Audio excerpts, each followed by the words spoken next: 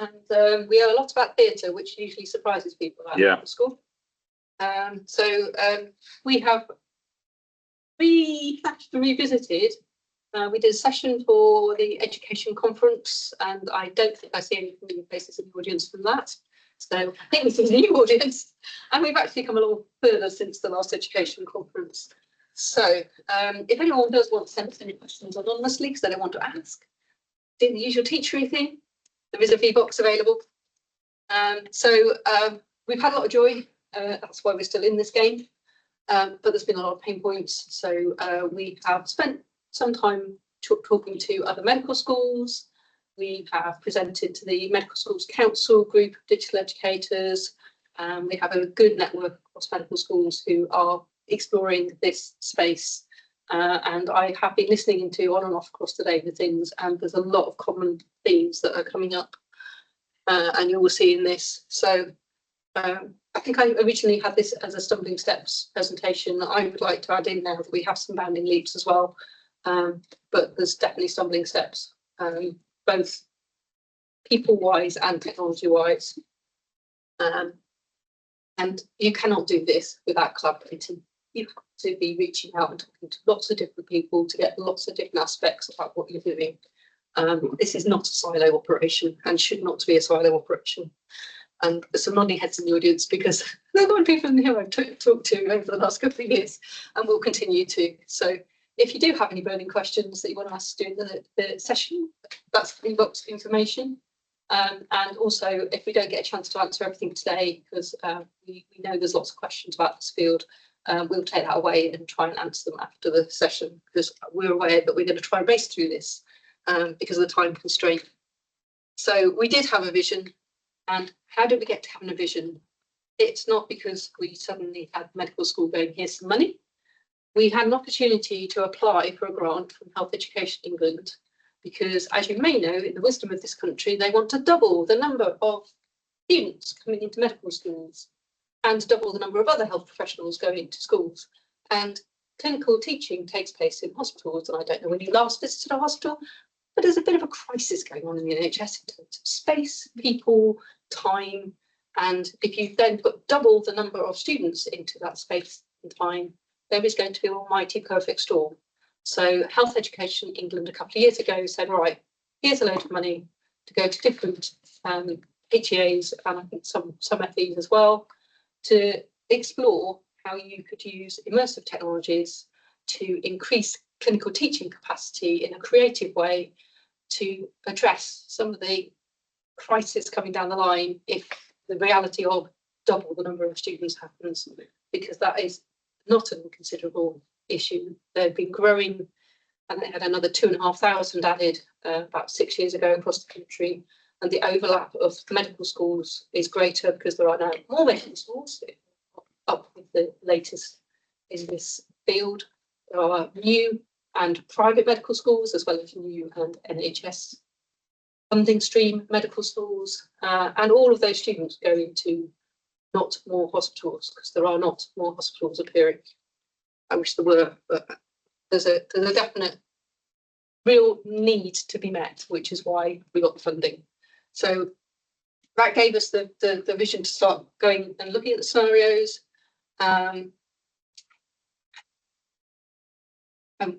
It's fair to say that building capacity to be able to do these things is really important. We are very much looking at the sustainability of how we go forwards. We initially partnered with a professional company, but that's not a long-term thing that we can do because the money will only last so long. So we need to be creative about how we partner with people and look at research with companies, but we also need to be able to have some building capacity within school and upskilling our students, because they are going to be the doctors and teaching doctors of the future. So we've done a lot of work to do this that I'll come on to. I really wanted to be think about how we could model this so that it was going to be something that promoted some sustainability whilst working across as many people as possible. And I think we're not doing too badly on that, but that's the only reason we've managed to get as much done as we have. So when I say we're very theatrical in background, I'm not kidding, because our amazing lead for lived experience is a lady called Michelle Gutteridge, who sends her apologies. She's on leave today, otherwise she would have been here. So with the communications and lived experience theme, which goes across, we will be pleased to know that we teach our future doctors how to communicate and how to understand the lived experience of their patients. Compassion training is really high on the agenda for a medical school. Our values system that we have, the values that underpin everything we do, are very much around teaching compassion to students. So this is why this is such an important aspect of the course. And we looked at this as being an immersive patient perspective type of approach, so that we were looking at ways of putting students in the shoes of the people that they were going to be caring for, or the people they were going to be working with, and looking at how immersive experiences could help make those connections with people. And we have a fabulous team called Community. So that's why there's a big U in the community at the bottom, and they are patients and simulated patients, and a lot of them are trained actors, a lot of them come from a theatrical background, and Michelle coordinates and trains them to do the scenarios, and she writes the scenarios, and she is massively slick at writing amazing storyboards. And when we do film, that's not the issue. Like, we have someone who is theatrically based, knows how to schedule a filming day, completely all of that side is very slick. And we needed an external partner who had the experience of filming with VR in mind and how to then process that. So we learned in partnership with a company called Mostly Multimedia, Mostly Multimedia Limited. And they had previous experience of working with Health Education England. So that all tied in with our funding and our funding stream. That's a screenshot there of what I think it was mentioned earlier, one of the apps that you use to make something more interactive out of your video streams and make it into a learning package. Massively important to us getting as far as we've got is the work that we've done partnering with students. And this is just a very quick snapshot of the sort of things that we've done. So started with one intern as a summer internship when we first got the money. That intern helped us to write and produce a special study module that a group of students were on. So that special study module, SSC1, student selected component, was called Lights, Camera, Action. And that was all around training and being aware of how to storyboard, how to think about how to teach in a clinical environment, what experiences would be really, really impactful in terms of using immersion. And then they learnt a bit about video editing, a little bit about sound, and a little bit about storyboarding, all of the things that were talked about earlier in terms of those key skills and key knowledge that you need to have to be able to create even a 2 or 3 minute film. And then at the moment, I'm in my second year of having a team of digital education interns, and they're a group of students who, again, this funding is helping us to pay. So instead of an individual student working on a project, at the moment I've got 11 which are doing a whole range of different digital projects around education, but they're learning a whole load of digital skills and a lot about what goes on behind the scenes in education and how to sort of plan and do reports, critique where things might sit in the curriculum. So for our VR work, they've been reviewing apps, trialing things, and then giving their feedback on perspectives of how they think these things could fit best in their curriculum, because they obviously are living their curriculum, so they're in a great position to help.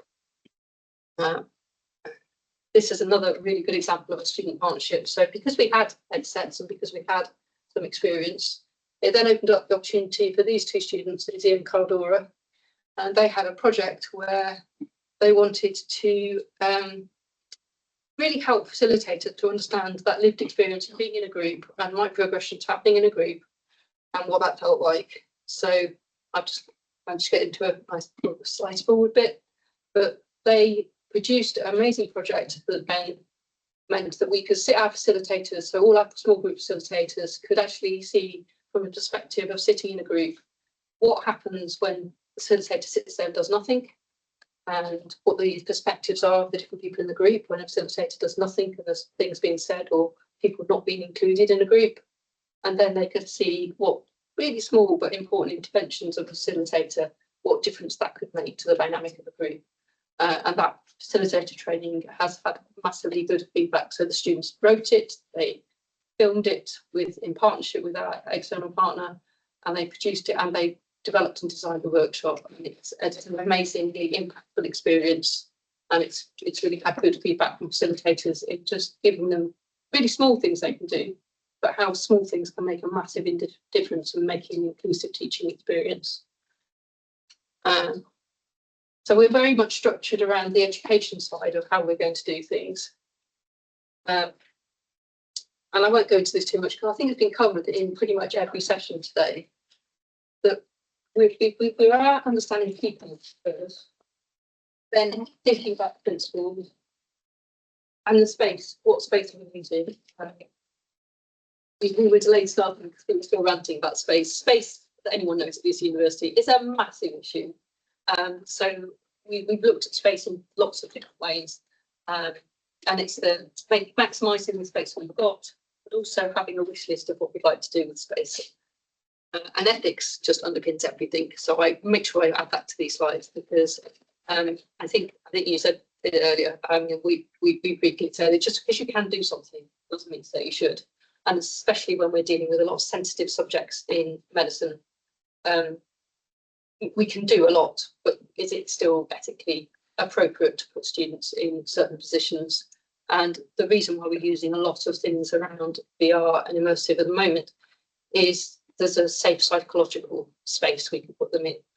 And we deal with patient safety as a massive priority, like top priority. That's what I'm doing tomorrow morning, do patient safety workshops with our final year students. So ethics has to come into anything you do in medical education by design. So I just make sure I use that one on the slides. Stating the obvious, I think I do that. So we've also got a bit of a toolkit together. That's sort of, so Izzy and Cador is an example where they took the toolkit that we put together and they could use that for the pragmatic bit of setting up their workshops. And they could bring their lived experience. They could bring, that was all student acted, by the way. All of the people in those scenarios were students acting with students and a real facilitator, a set of groups. So they weren't paid actors, they were authentically students. Planning, definitely underscore planning, because time is poor. If it's planned, everything goes quite smoothly. We got pulled in the last minute to help some filming last year of something that we hadn't been involved with, and then it's like, oh, could you come and do this? And Julie's smiling because myself and Adam, who's in Julie's team, just sort of like, oh, okay, because they hadn't planned and they hadn't got a team that had experience. There was an awful lot to unpick, and it took a lot of my time and Adam's time to try and unpick. And then we had to borrow some of my interns to then unpick some more. So it really crystallised how important it is to get the planning done and to really know what you're doing before film day. Pedagogic principles, definitely underlying. So I'm going to hand over to Julie for a bit to give my voice a rest, because the IT team are just like, we can't do without them. And the unicorn's there for a reason. So as Kath said, I manage the medical school IT team, and we do everything for medical school apart from these days the kind of general AV IT support. So we're supporting research and education. At the time we were doing this project, it was me and one other person. I only worked part-time, so we were quite stretched. So very early on, we were thinking about these sorts of things in trying to determine how we were going to do this project, what kit we were going to buy. Things like ease of use, how quickly and easily it would be for us to set up the headsets.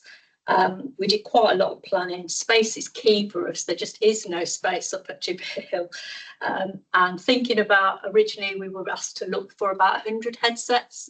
You need to keep each headset with its 2 paired controllers. Then you need to store them, charge them, and be able to move them quickly in and out of teaching sessions in different buildings. So there was quite a few challenges for us, given that we had no room at all. We also wanted to make sure they were protected and we didn't damage them. And we wanted to be able to prepare them for teaching sessions quickly, and get software pushed to them, updates, that kind of things, because we just knew we wouldn't have the time. So things like device management was an important aspect for us. So we wanted some easy way to do that, pushing of updates and managing the headsets and being able to see whether they were charged or not charged, that kind of thing. We also considered things like health and safety and data privacy. So in terms of health and safety, obviously, you've got a group of students in a room all in headsets. They're not necessarily aware of their surroundings, particularly the type of headsets we've bought. We haven't got augmented reality type headsets. We were using VR immersive headsets. So we need to think about space around the students to give them some safety instructions.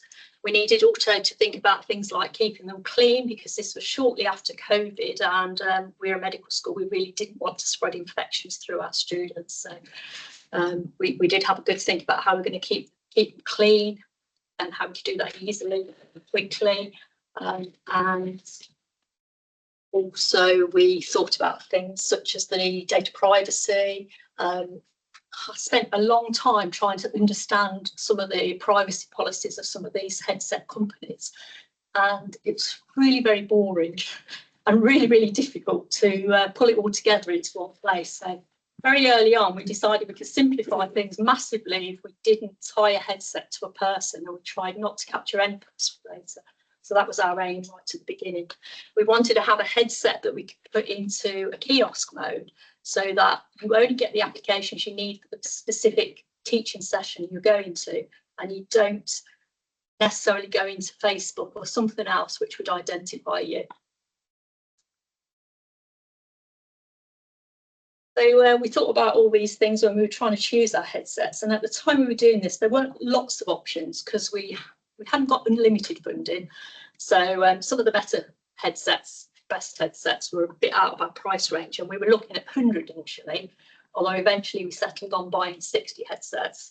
So we were thinking of our main two competitors at that time. We were a Pico headset and a Meta headset, and we kind of favoured Pico for a while because Meta insists that you have a tied account, which you need an email address for and a phone to set up, which is a bit of a problem when you want to share 60 headsets between 200 students, and then another cohort for 200 students regularly.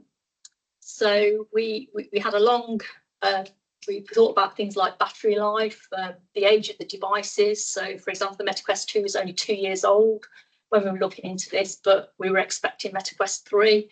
We didn't really want to go for the MetaQuest 2. 3 was about to be delivered and the 2 not supported for much longer. And then things like software support and whether or not we could get the headsets quickly enough at the start of term. So we had quite a lot to consider. In the end, we chose to go with MetaQuest 2 after finding a very good account manager at Meta and being able to talk through some of the issues. We've used Arbor XR to manage the headsets, mostly because of the ease of use. That was very simple to get up to speed with and use quickly. Although I think if we were doing it again now, we'd consider other options too, because now Meta have released their MetaQuest Business product, which we've tested recently. Still a problem for us because it's quite a bit more expensive than Arbor XR for us, because you have to pay extra for shared mode, which is what we probably want to use in education. And at the moment, you can't push web links, I don't think, or particular individual files, but you can push apps. And we did want our students to use the kind of introductory app that Meta provide, which is called First Steps, and you can't have that in shared mode either. So there are a few issues there that would have stopped us. Plus, I think with that, probably can't use multiple headsets. It only supports Meta, whereas Arbor XR and some of the competitors, you can support multiple different types of headsets. So, and we got around the account issue in the end, which we did discuss with our Meta contacts by having a developer account linked to some test accounts, which isn't ideal, but it meant that we didn't have to identify a particular student. And that works nicely, and they did tell us that we wouldn't be blocked. But obviously now with the release of MetaQuest Business, we'll have to go back and reconsider that way of doing things, I think, in future. I think that's it from me. Because we haven't got that much time, I won't play this, but we do have we have uploaded things like about clips that the students have created, and Echo 360, the 360 pamphlet's very confusing. I'll blame Paul for this, but so we have a lecture capture system here at Warwick where you put videos onto, and it now has the ability to take 360 videos, so that's quite handy. So we can share some of our 360 formats on our universally used, ubiquitously used lecture capture system. And then through the project, so the outputs of the project so far with HE funding, we do have 5 different apps available. And then we've explored in a very much smaller scale HoloLens. So there's 2 things. Oh, I'll put this on through. Sorry. This is what happens when I do presentations quickly. So HoloLens, very quickly, we've got a partnership with one of our trust teams who are exploring at the moment an AR experience for natural childbirth. So they've got a very high fidelity simulation dummy. And as you can imagine, natural childbirth, although it happens on a regular basis, getting students in to view, there's an ethical issue there, I hope everyone can see, in saying, can we just pull all these students in to watch you give birth? It's like, it's your special moment, and you want to give birth in a nice natural way, but we need students to come see it. So there's an obvious reason for exploring the potential of using a high fidelity simulated dummy and HoloLens AR. So that's an ongoing research project at the moment. And then we explored GigXR, which is a company who have HoloLens supported Holo patient, Holo scenarios, Holo human. They have kidney, heart, lungs in AR and XR sort of views. And I think that would be a really interesting space to explore if we had more capacity and we could actually put a research project together. And basically, yes, capacity. We would love to find anyone else at the university that would like to jointly explore that, because I think life sciences might have an interest in some of the systems biology side of that. I'm going to try and go backwards a little bit. The HoloLens, I mean, like the sets in themselves are expensive, but the ability to then use one headset to cast something to many people, I think makes it a different sort of game changer. Right, what did I skip? Umbrella project. I do want to go back to the umbrella project. So I wanted to get Michelle in here, at least slightly, because she's pivotal to this project. So I will share the link for a podcast that she's just done. So the umbrella project is another thing that's come out of this funding thing. And this is a neurodiversity project working with the ADHD Trust, I think they're called, Foundation, that's it.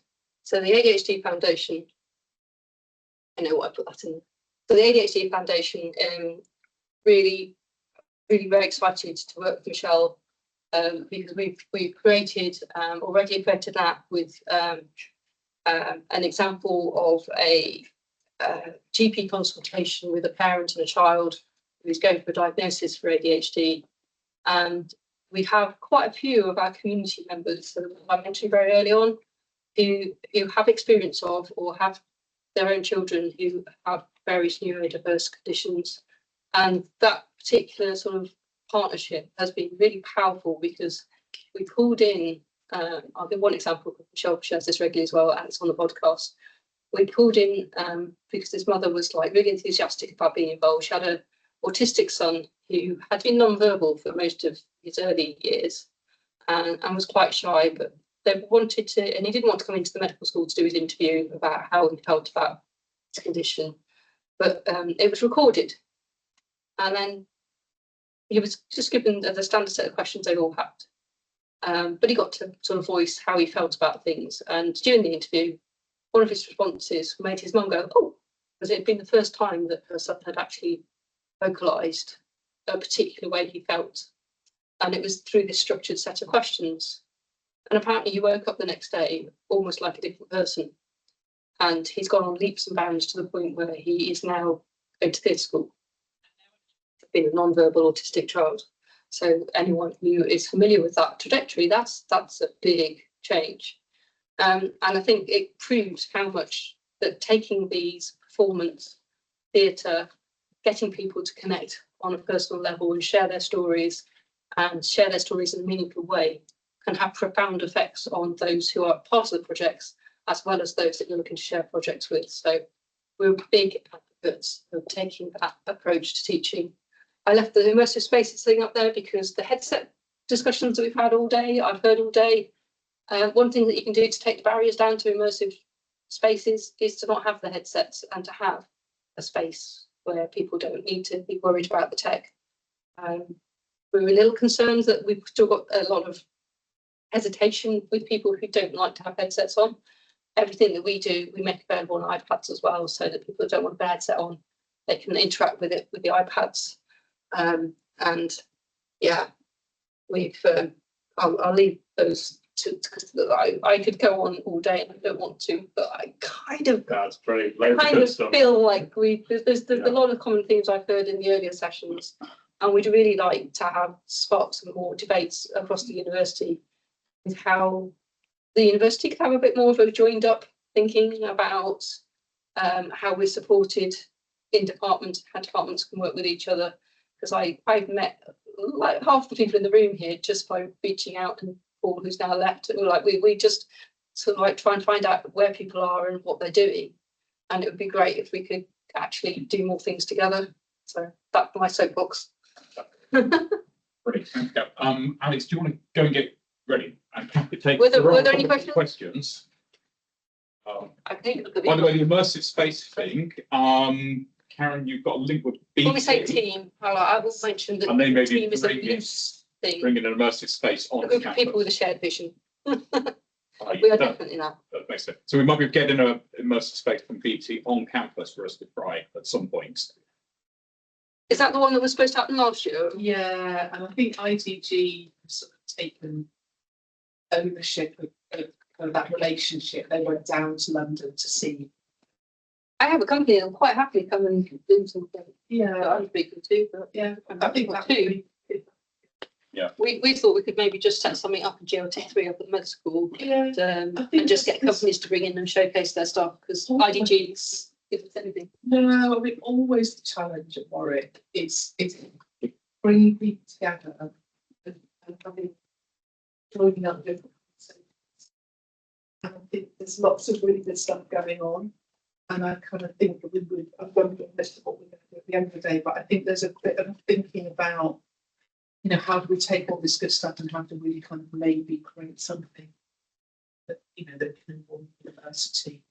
And the multiple strands of conversations I know about that are around space at the moment. Yes, we're sitting in a lovely space that we are, you know, actively thinking about what is next for this space. So we're definitely thinking along some of the lines that we talked about. Sorry, Alex, you're back. Sure, don't worry. Yeah. There's a company up in Lutterworth called Holidays who've got caves and domes who owe me a favour. So if anyone wants to go and pick up what they do, Caves and domes, I can arrange that. Yeah, Igloo have got caves and domes as well, and Cardiff Medical School have got another installation with different kit. I think one of the things we'll do post this day is in the team space be collecting people's contacts, links, ideas, things we can go. That'd be great. Cool. Okay, so Alex Attridge, who does amazing stuff over in WMG, all kinds of 3D visualization things with some big clients, but also some interesting small clients, including your team's work with the museums in Oxford. Yep. Yeah. Got a few examples. Slightly sadly, WMG seems to be doing more work with museums than the arts faculty, which I want to change. And I'll happily try and help make that happen. But WMG tends to live its own little bubble, unfortunately. And whilst that's a very worrying thing. I think everyone. Yeah. Whilst Cylinders of excellence, don't you know? Yeah. Warwick manufacturing group, we do quite a lot of other things, but we don't tend to tell people about it. But I'm going to tell you a bit about it today here. So I'm part of a group called the Centre for Imaging Metrology and Additive Technologies in WMG, bit of a mouthful, and it's kind of an evolution of stuff we've been doing for a number of years, but it basically includes what I call applied visualization. So we have Professor Alan Chalmers, who has a visualization research group, but that tends to be much more low TRL researchy stuff. What my group does is tends to take off the shelf stuff and help people communicate digital content, basically. So I'm going to tell you a little bit about what we do around that in WMG. I'm going to talk a bit about the technologies we use, some of the outputs that we create, and I've got a couple of cultural heritage case studies because I figured that might be more interesting to you guys than talking about engineering case studies. So, and again, that kind of shows that we spread out a little bit from just manufacturing stuff. So basically, sorry, I can't read my screens, it's too small, and I'm having to look at this one. Basically, we set up our facilities in 2009. So the company Holoviz that I just referred to set up a large 4K rear projection system for us, tracked stereo, about the same time as they set up the cave down at Gaydon for JLR. So same company, we were doing all the work with JLR at the time. And whilst the cave was very good for doing kind of vehicle interiors and ergonomics, big high resolution single screens are quite good for styling, things along those lines. So we were currently doing a lot of work in new product development, trying to get people to get designs right so that when they made the thing, they didn't have to keep fixing it every time something went wrong. So we were kind of pushing this consideration of quality and what was called craftsmanship back up into design and not making it the responsibility of manufacturing. But anyway, so in order to do that, we needed a better way of communicating design to the relevant stakeholders. So to be able to do that in a kind of a one-to-one scale immersive scenario was one of the things that us and Jaguar Land Rover were very interested in at the time, particularly to reduce the number of physical models in new product development, because physical models take time and they cost a lot of money. So as I say, we installed this cave. We used Autodesk design software with a bit of bespoke software that enabled us to run it in stereo with tracking. It was pretty successful. It was what we used to call immersive, what I would now call semi-immersive, I guess. It was the way you did something more than just on a screen. But then a few years ago, VR headsets became much better and computing power became much greater. So we started moving much more towards virtual reality, tethered headsets, typically HTC Vives, Varios, and started to move into augmented reality as well with some of these headsets that were capable of doing it. We still use that Powerwall. It's quite a useful tool for collaborative work where you want to have lots of people in a room at the same time talking about something on a screen. Obviously, when you put a VR headset on, kind of disappear into your own little world, which isn't necessarily the case. I'll come on to that in a minute, but the walls still have their places, basically. And we've gone from just doing automotive design review to a wide range of different things, and I'll come on to some examples of that. We're not going to bore you too much with the text. Pretty pictures are much more interesting. So one of the companies that we do a lot of work with, TVS Motorbikes, and we have helped them set up a design visualization facility out in India and help them take their conventional 2D, well, 3D, but viewed in a 2D way, styling data and put that into immersive scenarios, photorealistic scenarios, but also ways they can interact with that in 3D, virtual reality. We've done some work with micro-mobility companies, typically small companies. When they have a new idea, they really need to sell that to their funders. So this was a bit of work we did with the Niche Vehicle Network, which is APC funding, to help Pathfly, you'll be familiar with possibly, nearly the only UK bike manufacturer based down in Stratford. They do all our hire bikes that are outside, by the way. You wouldn't know they don't put their name on them, but they do. And they're quite into their last mile delivery. So we help them communicate their ideas in order to win some funding. Commentary Very Light Rail, again, you'll probably be familiar with that. WMG did a bit of work on that. We started off visualizing the CAD design on our Powerwall. They then said, oh, could you do some renders for us? Could you do a little video for us? If you're coming out of Birmingham Airport off a flight and you're walking along the corridor that's telling you how great the West Midlands is, you'll see some pictures very similar to that. They were our renders. They didn't tell us they were going to use them for that, but they did. And similarly, our video that we did is on the Coventry Telegraph website. We're also working with the STEM Connect team. So if you weren't in this room now, you could be across the bridge, I in the science concourse looking at the STEM, the new science precinct building design in virtual reality. We've got that out there. So I don't know which side of the campus we're on at the moment. But anyway, so we're doing some demos of that at the moment for what do they call it? Introduction day or something like that. But yeah, so we're taking Revit files direct from the architect, putting them into Unreal Engine to effectively turn them into a computer game, spending a lot of time and effort on making them look pretty without crashing whatever computer we try to run them on, and demonstrating them through VR headsets, through game control fly arounds, and also doing some nice path trace render. Back to manufacturing, we also do quite a lot of stuff on factory layouts. So we will take a Faro scanner on a tripod, we'll scan the inside of a factory, model it in Blender, and then drop in things like manufacturing cells, robotics, things like that. We can animate them as well. So our colleagues in our automation systems group will do discrete event simulation. We can take an animated FBX out from their discrete event simulation, drop it into these models and view them again through VR or AR. We tend to use iPads quite a lot for that, but we're doing some stuff with Magic Leaps as well, which is quite interesting. Digital twins. So in the EIC, we have battery coating labs. So in this scenario, again, we've modeled the inside of that lab, but we have sensors running inside some of that equipment. So temperature, humidity, airspeed in some of the dryers, and we're feeding that back into a real-time model. So that's Unity based. We've done that in Unity because it was easier. But yeah, that in theory, we could be viewing that anywhere in the world. Although University IT don't really want us to view it anywhere other than next door to the lab, but we're working on that one at the moment. And some other things we've done. So anyone who's from Coventry will know the Lump Fort. If you were a school kid here, you would have been on a school trip to it. A few years ago, we did a bit of work with a company who were trying to model what the Lump Fort would have looked like using 3D Studio Max.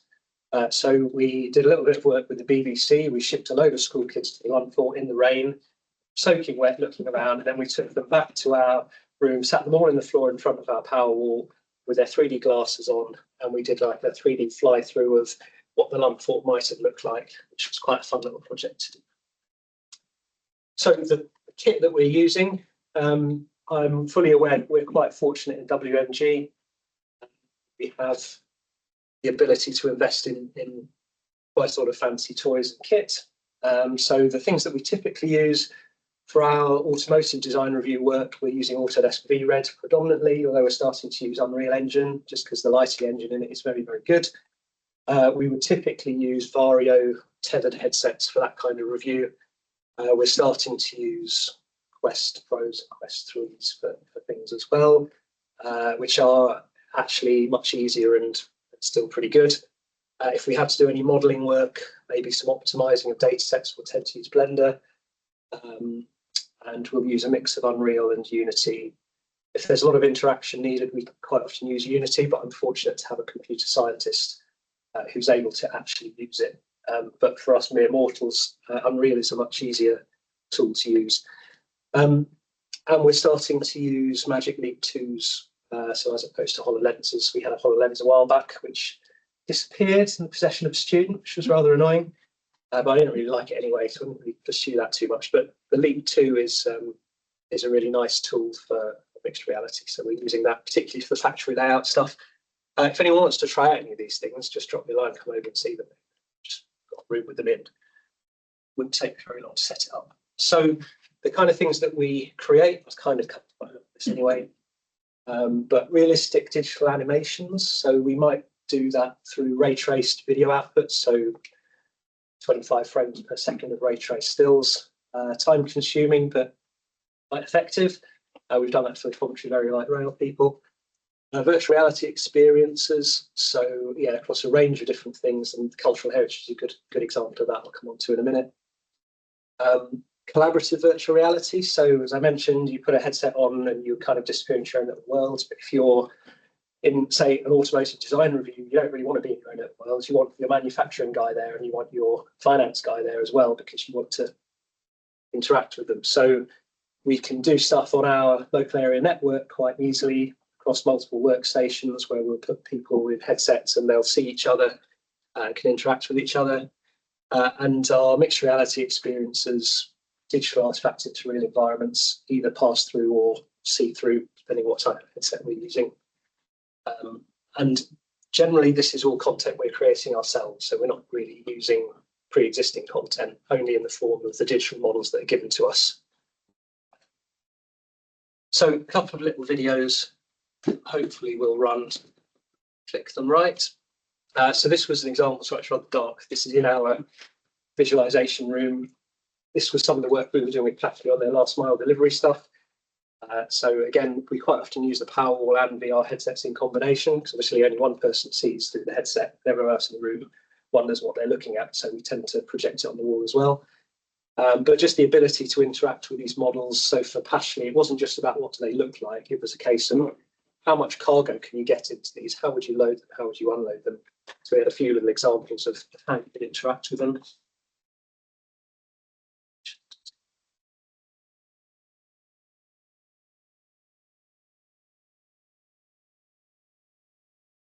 So this, I think, is the collaborative VR work we were doing with TVS. So again, you can see in the top left, I've got two of my colleagues wearing tethered headsets. These are connected to separate workstations running separate software licenses with the same data set on each machine.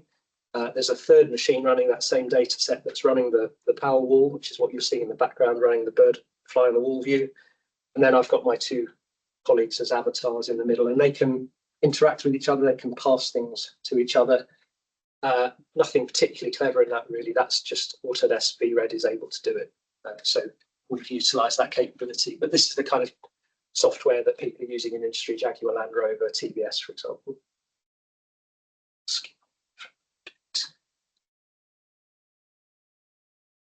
So this is us taking that a little bit further and saying, well, okay, we can do all that with these very expensive headsets.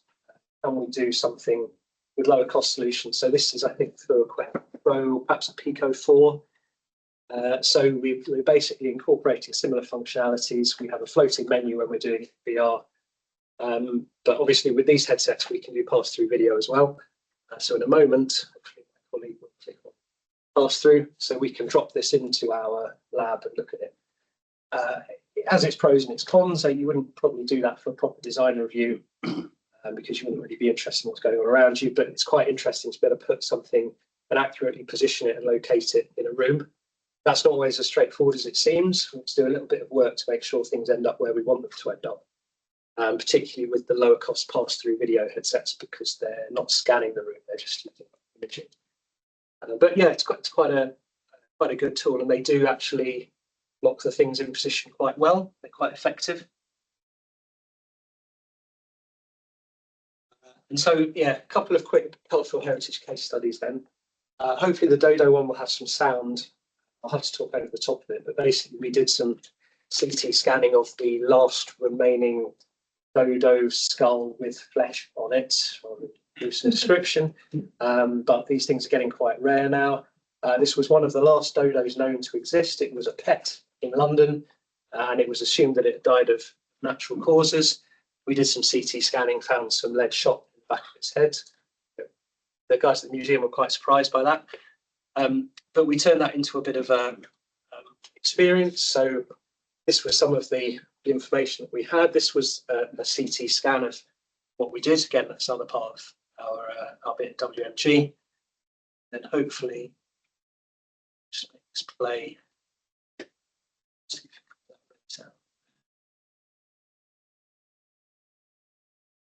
Okay, maybe I'm not going to get any sound. So basically, we took that CT scan and we tried to turn it into an exhibit, if you like. So you'll see here it's effectively someone with a VR headset, and it's working. Dave obviously has heard the expression "dead as a dodo." So this was the BBC News article playing on an imaginary screen in the background while we interact with our CT scan data. So we can manipulate it, we can scale it up, slice through it, various things like that. And the idea is that you could potentially create this scenario for someone in a museum environment, potentially. Appreciate headsets, you need a lot of them if you're going to do that sort of thing, but it's more of a kind of proof of concept, I guess. But it was quite an interesting thing where we can obviously be incorporating media, digital objects and interaction all into one experience. So it's quite a nice thing. This was actually done in Autodesk VRED. There's a lot of crossover between the design review softwares and the game engine softwares. Depending on what skill sets you have access to, may well depend which one you end up using. But to say there's a lot of crossover.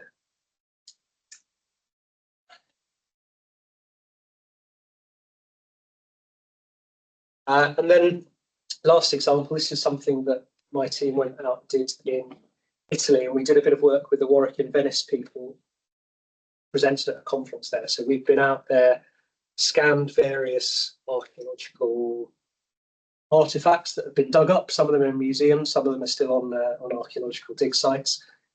And we're taking laser scanning capabilities out there, scanning these things, creating a digital model from them, and then looking at how we can re-exhibit that. So there's a bit of detail here about how we've captured the data and what we've done with it. I won't go into any significant detail about that, but one of the key things we have to do, the scanning process collects an awful lot of data, makes very large files. And if we try to optimize that and reduce the file size, we tend to lose detail, a bit like compressing an image file. You can make the file size smaller, but can lose detail. So what we really need to do is compress the geometry information, but keep the texture without compressing it. And that way we get a much smaller file size, but we still get a certain level of detail going on. So what we've then done with that is we've created a kind of mock museum, if you like. This was all done in Unity.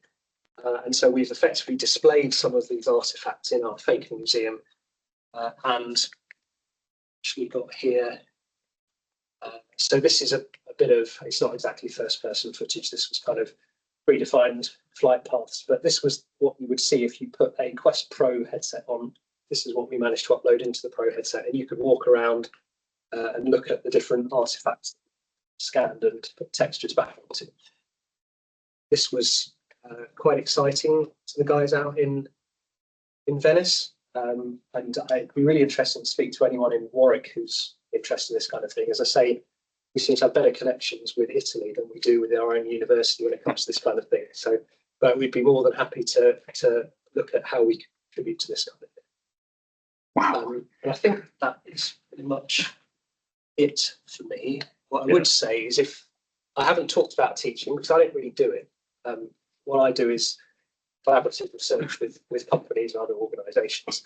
My colleague Devon here is in the process of working out how to come up with a Immersive Technologies lab for WMG for teaching purposes. I don't envy her that job, but yeah, it's something we're working on at the moment. So whilst I have fancy toys that I can play with for research, doing it in education is a completely different ballgame. So I'm sure we could probably learn from some of the things like gone through Kath. So, but yeah. We have a wish list for no space. Yeah, actual space is the biggest one, isn't it? And if one point I want to get onto the recommendations from this is when we're thinking about new buildings or big refurbishments, think about these future technologies that are happening now. The fab was built without even Scan VC. You've got some storage for your equipment, but pretty much the rest of the building there's no storage. So I have to keep all our. I've probably got about, I don't know, I've lost count, 30 VR headsets in my office, which is a shared office. And I'm wheeling them around the building all the time. And we can't really grow. I'm coming up with clever storage solutions. Stuff like that really matters. Yeah. Especially as you start getting into the higher end kit that you've got a nice, good enough space. I think you could always do with more space though. Yeah, absolutely. I mean, obviously having a big rear projection system, I've halved my space basically. Yeah.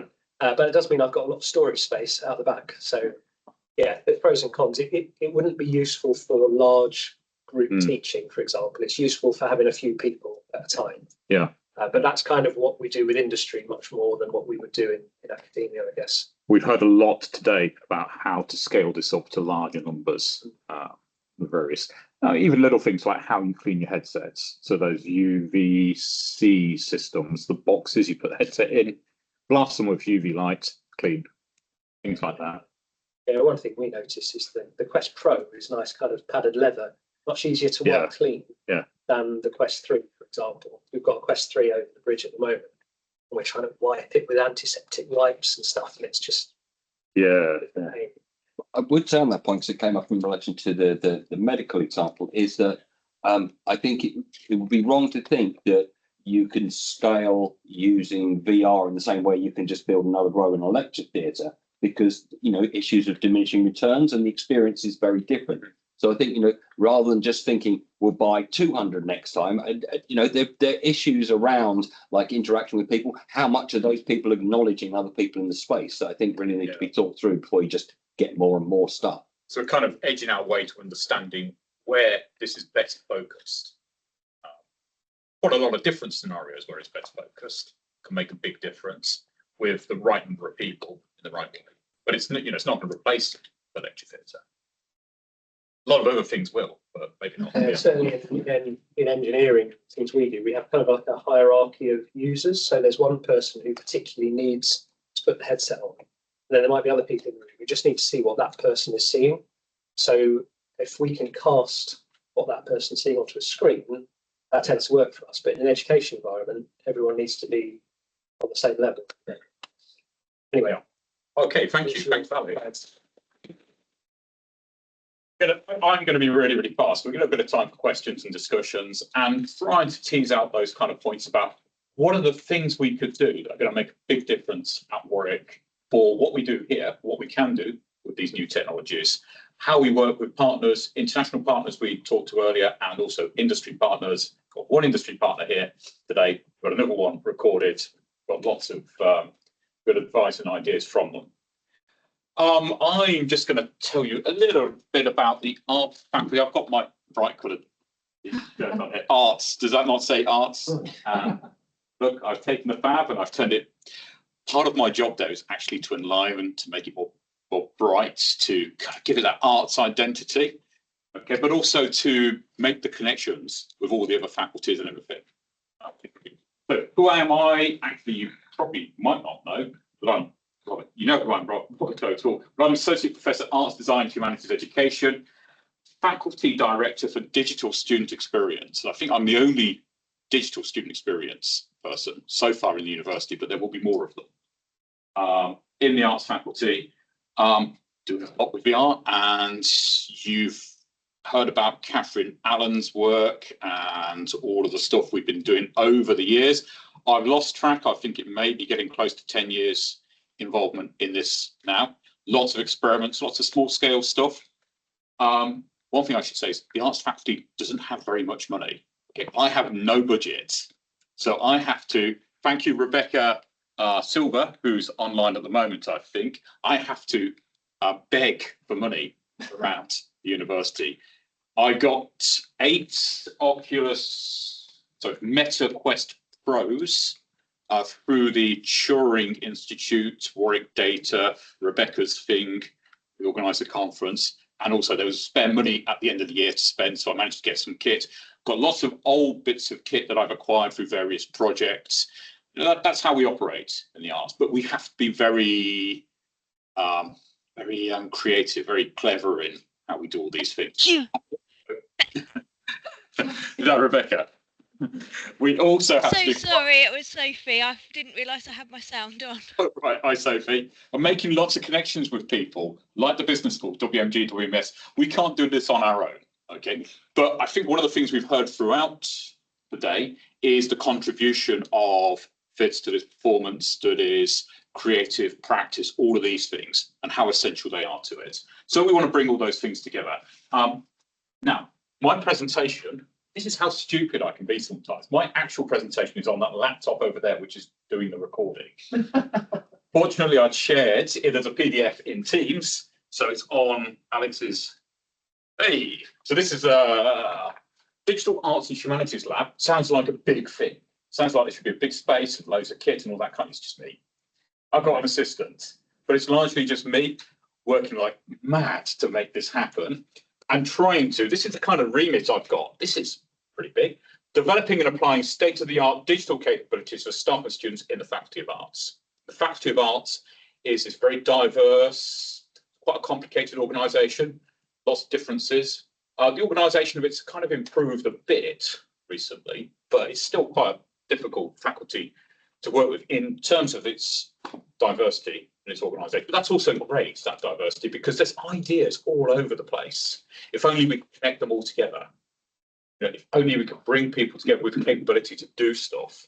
So I'm also, although education focused, director of student experience, actually it's something about the arts faculty as well, is that we do all these things together. We don't separate them out so much. So education, research, the education is very much research based, and students as researchers. Education, research and public engagement kind of all linked up quite well. You'll find people who work across the board on all of those things, just less separated out. Partly because we don't have the resource to do it separated out, but actually because that's a good way of doing things. So I've been developing a nice, simple, neat framework for describing digital arts and humanities, broad picture to people, and saying that there are three key aspects, three key types of research. They all actually overlap and often lead to each other. So 3 different types of research that we do, plus all of that stuff about fundamental digital capability. So developing people's technology skills, their technology imagination as well, their ability to look at a headset and go, okay, I can see something we can do with that. That's the kind of spark that we have. Definitely, you see that in theatre studies a lot. Those theatre studies students I've worked with over the years, they've kind of got that. They can imagine the possibilities, and then they can work together into form teams, form collaborations, and make it happen. It's really powerful. That's why they go off and they're so successful. They get BAFTAs and stuff. Those 3 aspects of the research, though, are finding and understanding patterns in data. So that's kind of conventional digital humanities that's been going on for some time. Big databases, increasingly sophisticated tools for that. Earlier on, we had Tara Morton, who's a history researcher, finished her PhD recently. She's coming back to Warwick to work, and she did this superb project called Mapping Women's Suffrage. You can see the map on there. It's a map of the locations of all places where key things or key people in the women's suffrage movement to gain equal voting rights happened. And then, yeah, so you can kind of filter and you can look for patterns and stuff in that. Second one is telling human stories in close up. So this is another key thing that we do, is then zooming in to that and looking at those human stories. And again, that's from Tara's thing there. We've got Margaret Ashton and her story. Okay. And then also, I can't play that because it's a PDF. That actually is a brilliant film created by a history of art student. It's currently showing in the Fab. There's a student art exhibition. It's superb. Creative experimentation with being human and technology. Increasingly technology, because technology is everywhere. If you want to understand being human today, you've got to understand technology and the role of technology in it. Okay. That's so key. Instead I'm quick, and I will be. So technologies we're focusing on for this. In the Dart, there's a lot more things I'm doing. Jupyter Notebooks with Python for working with data and AI. That's pretty much a new thing for us. Some people use R. I'm focused on Jupyter Notebooks and Python. Okay, so that's the idea of creating, say, a journal article, but where you've got data, coding, transformation to data, processing built into the article. Raspberry Pi for physical computing. We have this thing called the Mobile Design Studio, which is on the ground floor, which opens out, and one side's got art and craft stuff in it. And now, hopefully, when the equipment actually arrives, Warwick's procurement process is insane. When it comes, it's coming in bits now, but it's all there, and it's going to take me a while to get it all together. We'll have physical computing in there as well. Okay, so we can start getting our students to be experimenting with robots and stuff.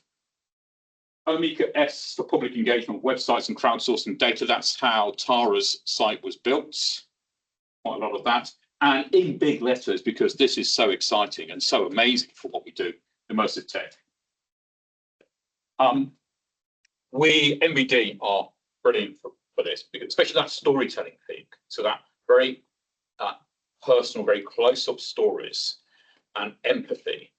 One of the things I'm doing at the moment is taking Empire Soldiers by MBD out to schools. A lot of the schools are doing Britain at War, I think is the topic. And that's brilliant. So it shows soldiers from the Caribbean and South Asia and their experiences and how different they were. And the students get it. These kids, we took it to a school with quite high special needs proportion, and they responded amazingly well. And they were articulate in their responses. My wife organised this. She's the education developer in a MAT, Multi-Academy Trust, and it's one of her schools. And she just warned me in advance. You know, these kids, a lot of them got special needs. It might be a bit tricky, their responses. Not only that, but some of them who she thought might be particularly difficult, responded by kind of like, you know, just go, wow, this is amazing, and I want to get into this. I want to help. So one of them, next time we go back, is actually going to be our helper, and they were really surprised by that. Fantastic. Yeah, lots of that kind of stuff. Digital storytelling in VR, which gives you that deep empathy thing. Child of Empire is by international project with Warwick academics involved. And that takes you back to the partition of India.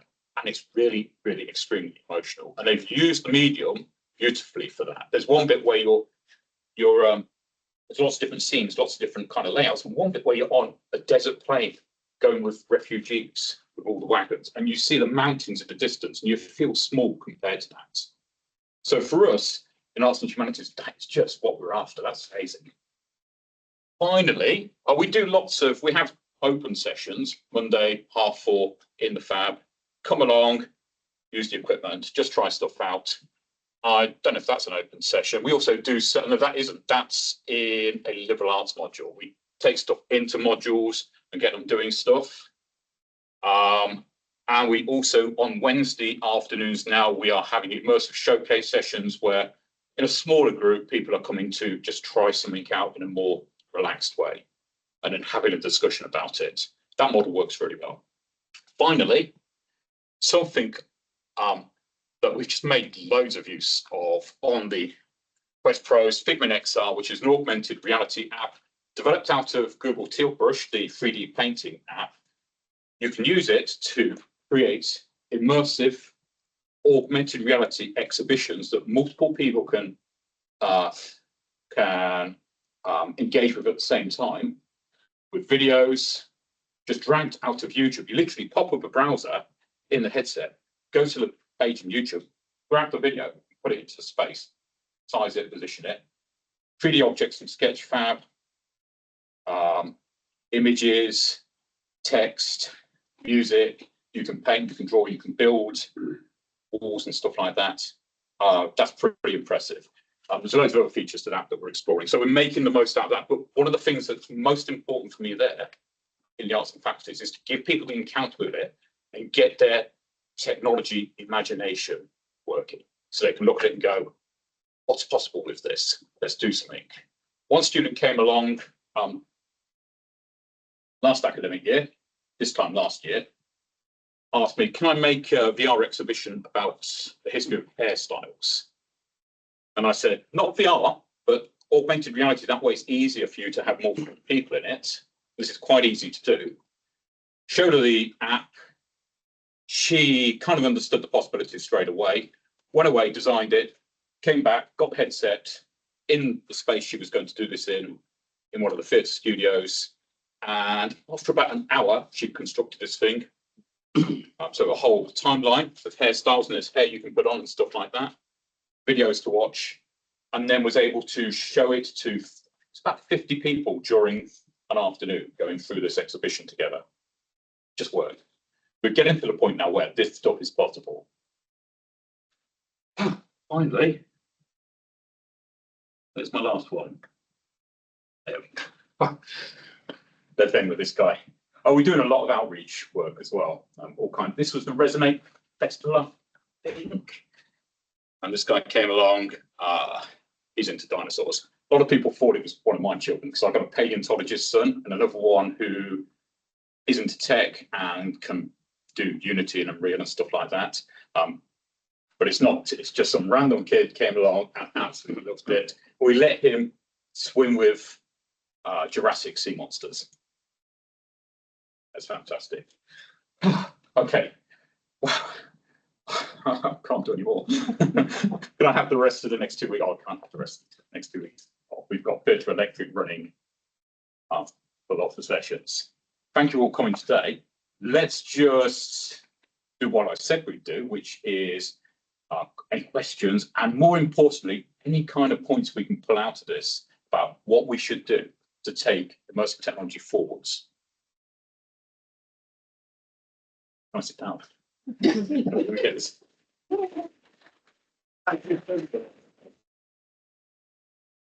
We go around and look for us.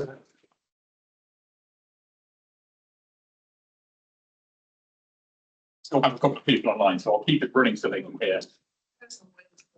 Yeah, this is such an. I've done this so many times in this space. Just be. Trying to get out of the way.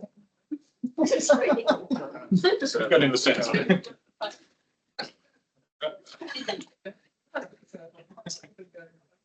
Wants to go in the middle. Yeah. Anyone else want to say anything?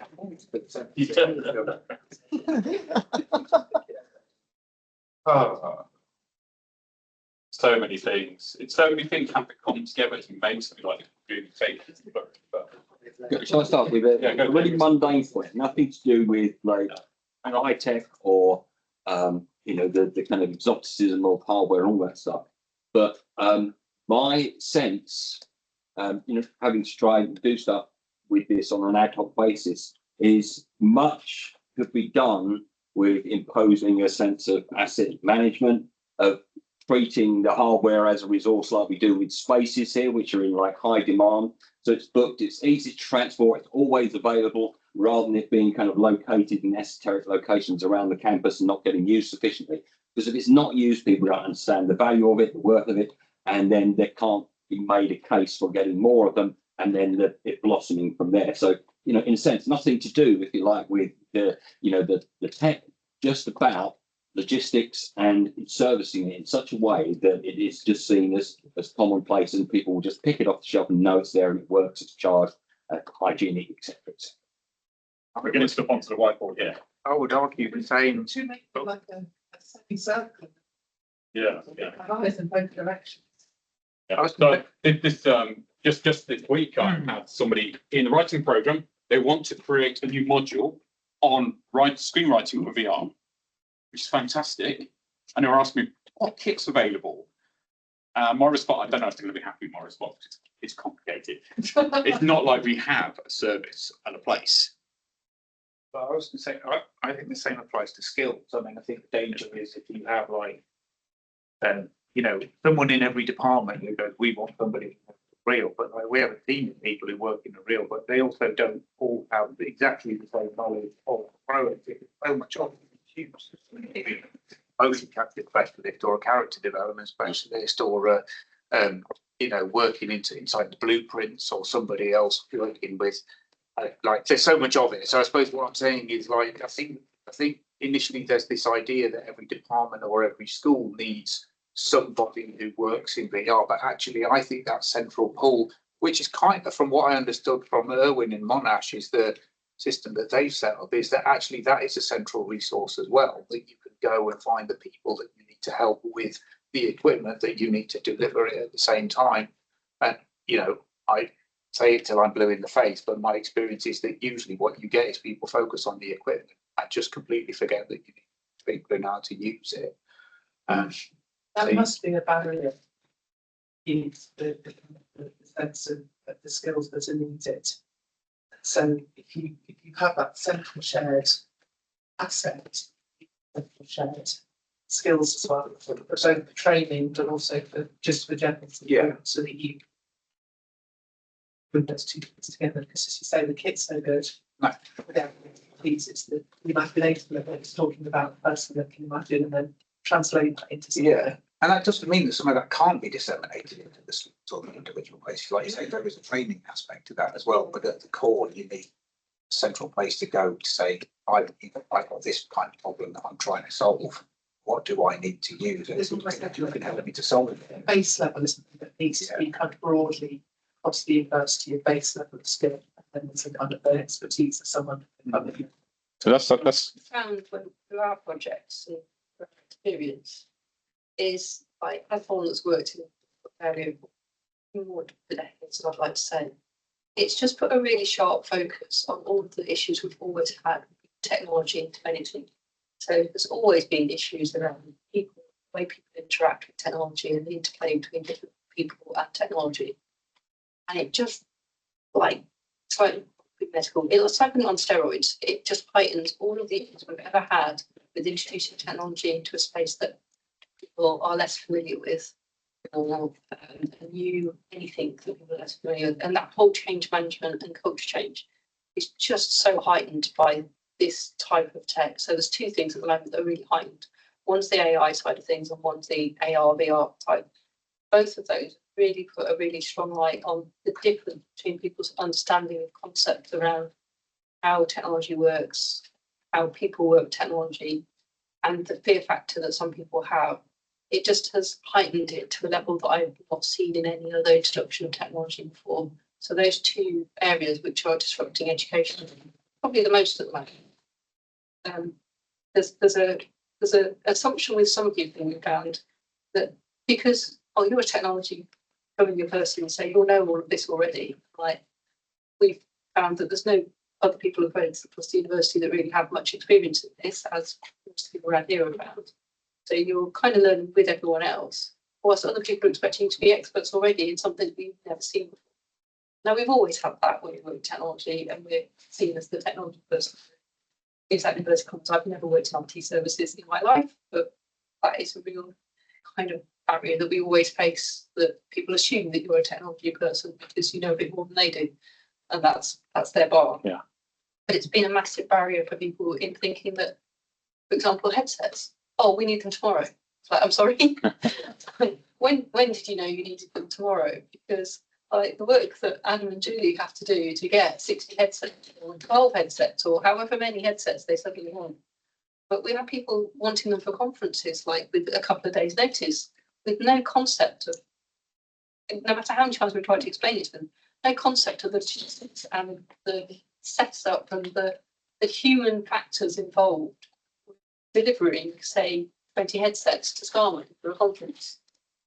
And we've just found that as a really, it's always been a small issue. We've always managed to work around lots of small issues. But it's just so amplified it with taking this different space. one of the things that we've known we've been missing for a long time, and this has been talked about at IT and the academic technology team and all over the place repeatedly, is an incubator studio that is connected in with the pipeline of new technologies coming up, where we can learn about them early, work out solutions, different levels of solutions as well, and plan to roll that out with expertise. This is the link, isn't it, between innovation, stuff, which is necessarily always kind of and then things get rolled out. So thinking that link between the innovative for those who have expertise to do the experimentation and then stuff that's kind of worth it in inverted commas or has traction. We've got a similarity in the fact that Ruby, for example, has staging and prod. So it's a staging prod. So it's a staging thing, which finally to see the latest version of Moodle that's going to roll out next month. So, like, but you want a bigger timeline than that. You need a much bigger timeline of having a staging area or whatever incubator area, whatever you want to call it. That those probably the selected group of people in this room can have as a space to make and break things in a safe space, because break things much more than we learn anything else. Joe? I'd just like to say how many people are aware of the Createch Village, the plans for the Createch Village that's happening. Hopefully this is going to facilitate exactly that need. I think all of the ideas that we've heard today, some excellent ideas from everybody. I think if we had just a space on campus where we could dump some of those ideas and say that's where we could maybe go for the coffee, for the chat, to maybe link up with the businesses outside. Just in case you don't know, I'm Joe. I'm relatively new to Warwick. I'm the Creative Futures Officer and I work within the Warwick Innovation District. And I link sort of research and development funds to the creative industry. So we work with academics and research, and we try and funnel that into businesses in the creative sector in an immersive way, and that can be exponential. So we're really excited to sort of be here, and we hope that if you have any of those ideas and all of your suggestions and ideas, just shoot me an email and we can kind of push that into the plan so that we're baking it in. So it's great. Space at your event. So I'm coming to your event next week. Is there any more space at that? Because these guys don't know. Come. This is it, Kath. Try and get as many people involved in it now, because the plans, if you haven't seen the sort of fly through, we can share that with you. But all of your, the storage, all of the things that you've all got as an issue, kind of get them in now so that we can have that space for everybody to use. This is the event on the 26th. Part of the case that I was putting together was very much looking at actually realistically what do we need for this to be not just existing but actually utilised to full effect. And so yeah, the big part of that is not just the equipment, it's the people. That's the area I've had the most pushback on, to actually hire people, not allowed. But very much made the case, well, if we're going to use it for teaching, we need content creation, because occasionally stuff works. Occasionally we get funding to do a collaborative project, but actually a lot of the times for teaching, we're teaching very specific things that we need specific content for. So actually we need to hire people who have those content creation skills, and we also need to have a technician to look after the equipment, to make it available and when it needs to be used. We need a booking system in place as well. We need the dedicated space too, especially if you want to have things like motion tracking with your cameras set up in the area. So it is a very big holistic picture, and there's quite a bit that goes into that. And I think that across the entire university, if we pull together, there are various aspects of that we can make happen. If we're not allowed to calling for people, maybe if we make this a central thing, maybe we can hire people into content creation roles for that. So there might be more scope to allow for things like that. But yeah, it definitely needs kind of a very holistic look at how to do it effectively since use. That hiring people is one of the biggest barriers, and getting people who have the combinations of skills is really hard. Erwin also, it's not just us, Erwin says that's the case in Melbourne as well. Alex. Yeah, I'm just thinking while we wait for this holy grail of a central facility of capability, we've probably all got our own people that we turn to for the tech side and the content creation stuff. Maybe the obvious thing to do is to say, we should get a list of equipment that everyone's got. Yeah. Maybe actually a list of the skills that we've got access to.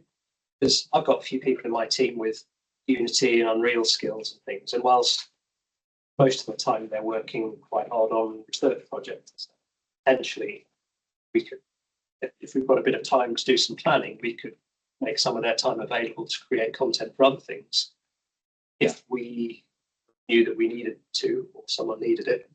So we had a good charge.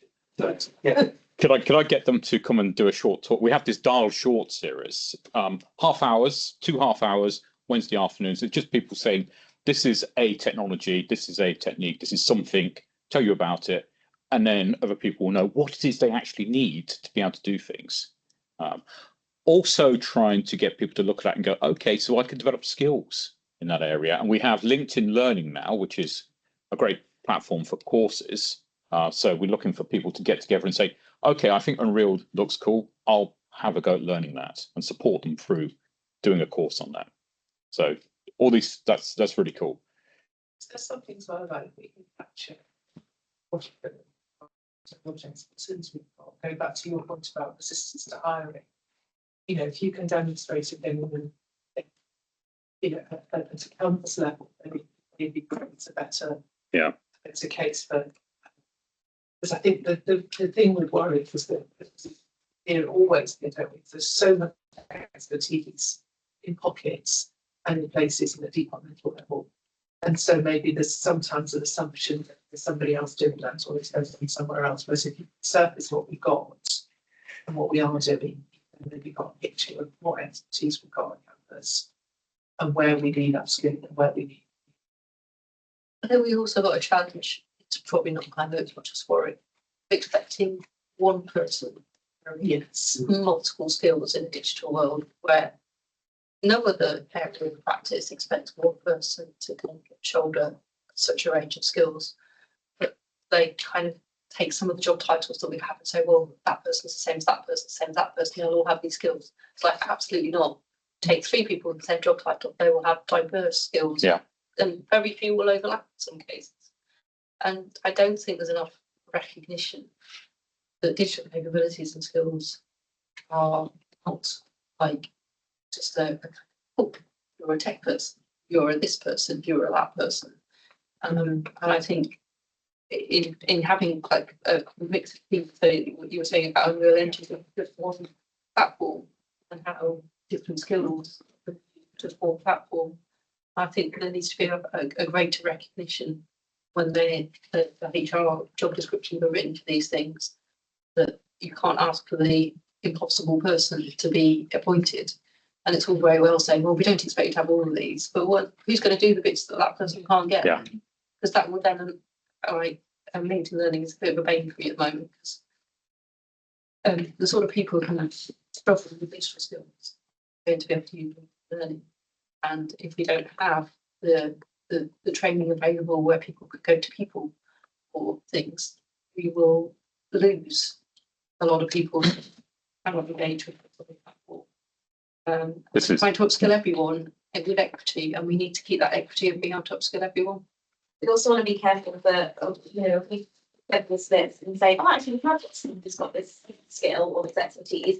Yes, but they may not have capacity to take on any additional projects. But the knowledge for other communities, yes. I was going to say, you're also even the intro. I mean, I'm from outside of university, so forgive me if I like speaking out of turn. It's only my, but sometimes those people with those skills have a particular research area or a particular interest. So it might be that they're just there going, well, I might have the skill, but like you say, not my job. It's not my interest. It's not something I want to get involved with. So I think that is why.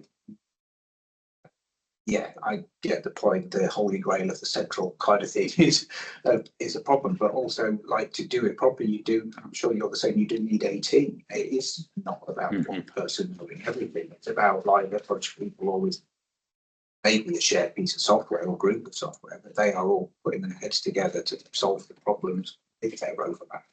But they all have very different kind of strengths and weaknesses as well. You said that Monash to have a central team, and that's where sort of the expertise lies. Yeah. But then all the various schools and departments can feed into and come with a scenario and go, I want to be able to do this. And they, as that central team, can go, okay, yeah, speak to this person, or yeah, we can do that through this. But like you said, Rob, well, when I to do that. When I went to Monash, I found out they behave like that. They've got it really effective. Regarding LinkedIn Learning, one of the things we want to try there is what we are in the arts faculty calling LinkedIn Learning Circles. So you get a bunch of people who want to follow a course together, but they can't really do it on their own. So we get them together to do it together, and we give them some expert facilitation. So we could borrow a bit of time from an expert to. Capacity, though. Right? Yeah. That pushes the capacity of the departments. Central resource for that. We don't have capacity departments. We're going to do that type. We'd love to. I mean, like that'd be my favourite sort of model for teaching. But who's going to do it? We're not allowed to have any extra staff. I'll do a bit. So there's people around who will come along and do a bit of support for. It's not too much. It's not like being the teacher of those people. You're just giving them some extra facilitation and some guidance. That's a model we're going to try. So being more flexible. I think that Monash are more like that, so people willing just to give you a bit of help, so they're a bit more flexible. That's how we work already. Yeah, it's treating this new. We've already got digital capabilities tools, and there'll be another one. It's not a holy grail. I absolutely agree. We need teams, real people hired to do this stuff with real skills. We need all of these things. So it's, yeah. The Monash model, because that's why I was kind of listening intently to that. He did say there were, I think, like 6 full-time equivalent staff at the centre of it, plus all of the kind of post-grad interns and then graduate interns as well. So filling all of those skills gap, but there is continuity as well. So yeah, you need both of those. You need all of that. yeah. We have bits.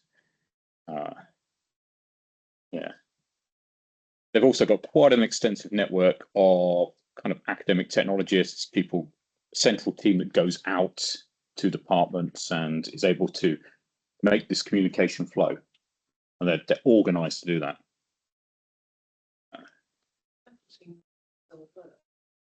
Central team do give that kind of full system for everybody has equal access to. Then you could probably still have within departments those experts that are serving a particular research needs, and you might have a kind of to and fro. So you might have somebody that's based in the department with a very niche skill, then feed back into the central team. Network that you've got that central for.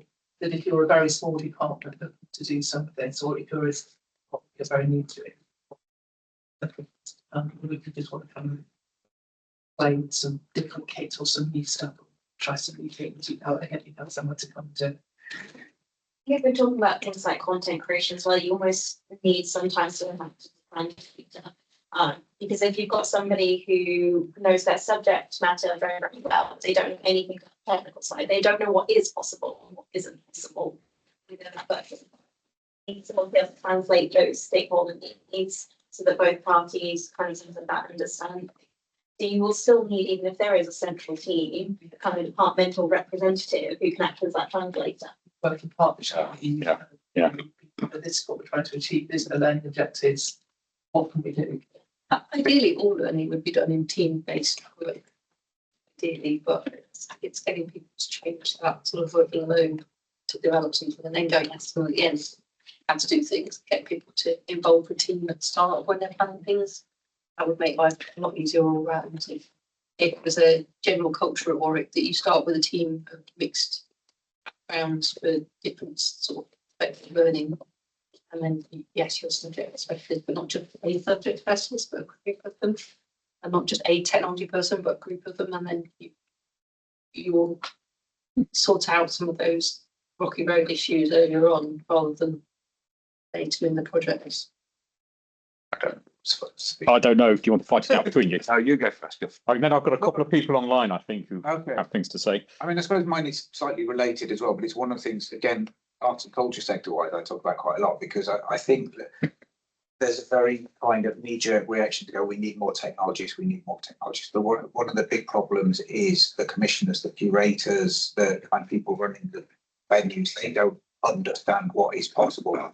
And also then in practical terms, when it comes down to things like writing briefs, I mean, the amount of briefs for technology things that I read and I'm like, doesn't make any sense. I don't know either. I don't know what you want or what you want is not possible. And, you know, like, so there's all of that side of it as well. That I think it's not just about teaching people to use Unreal or teaching people to use Unity. It's just teaching people what they do and understanding what the potential and the possibilities so that that communication line between your researchers, your developers, your creators, communicators, commissioners, whoever they are, actually right through to the team of people who are developing stuff is much cleaner and more efficient.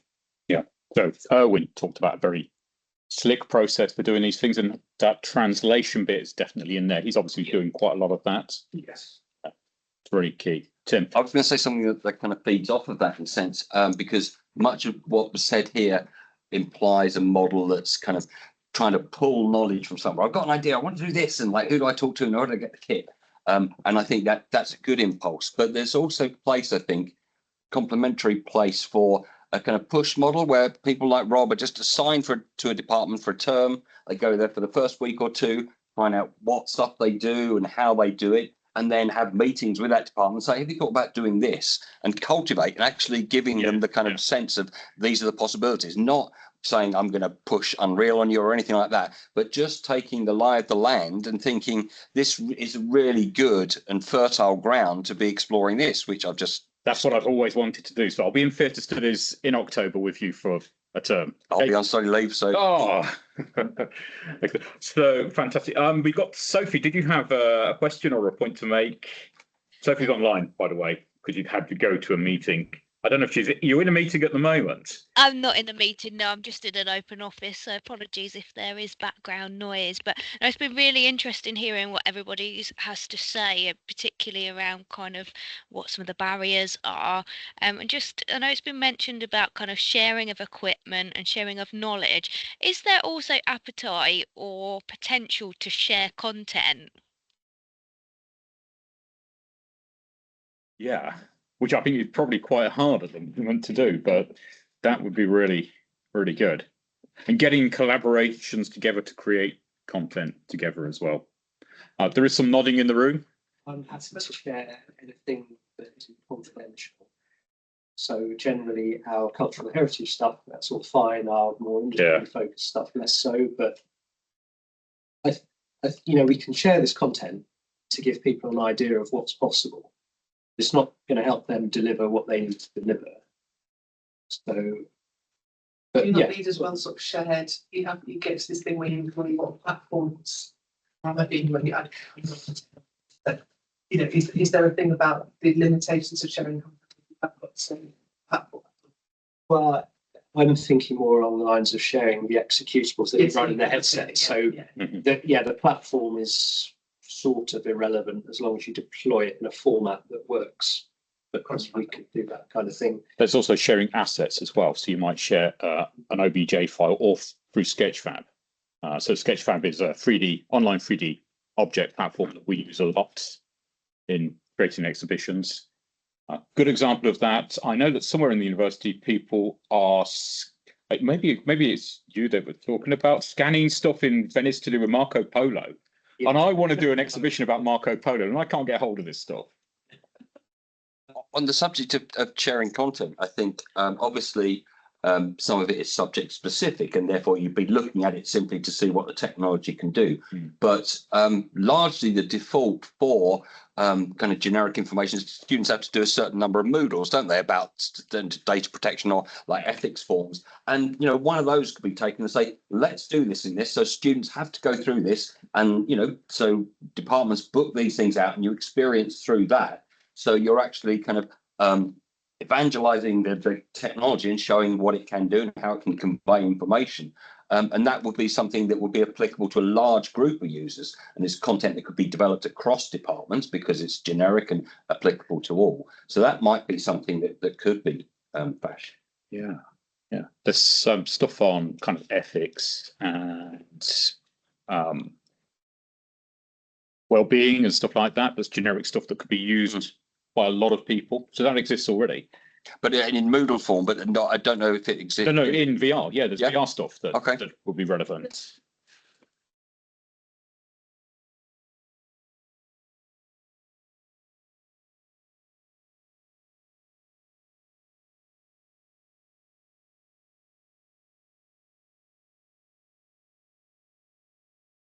Basically, of lots of VR experiences that are open source, open access online. It's a paid version of that, which will come with teaching notes and other things, but with an unpaid open access version where you just get the resources. But obviously, the value of subscribing to it is in the background teaching notes and general facilitator guides for using it in teaching. Could we put together a shared file on the team so that people can share these types of resources and recommendations and software and the things that they're kind of using? That would be helpful. Sounds like we're all using slightly different things and we might benefit from looking into some things the other teams are using. We've stored that apps in a way that they could be easily shared, but they're so content specific to teaching medical students. And some of them are sensitive, as in one of the immersive ones is end-of-life care, so it could be potentially triggering for someone if they didn't have somebody to get around. When we deliver that with student support on hand, even though our medical students are well versed in very sensitive situations, there are potential to remain situations in some of our resources, so we'd have to be very careful about how we share Maybe we I was could do, talking with medical schools across the country and how to share resources on because obviously we all teach to the same curriculum and the same exams of next year. All students in the UK would take the same standard exam to be medical license. So our common goal as medical schools is more than ever. So the potential to share resources would seem more of a drive than ever. maybe we could do some showcasing as well. So actual sessions.